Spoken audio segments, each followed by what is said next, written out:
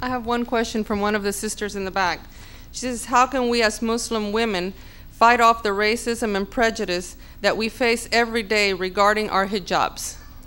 Well, that's a really tough one. I think, though, that Muslims are facing it here, both here and in Canada. I mean, there have been, as you know, if you look at messages from CARE and other places, where this discrimination takes place, there is increasingly a response to it.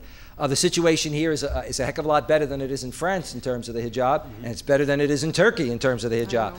I think the way in which it occurs, is that Muslim women have to continue to wear the hijabs and to be able to stand up for their rights, much as, I make this only as an analogy, and I always tell my students my analogies are terrible, but much as women of my generation and women like my wife had to establish themselves in a society that was willing to have problems with their presence in the society and how they functioned.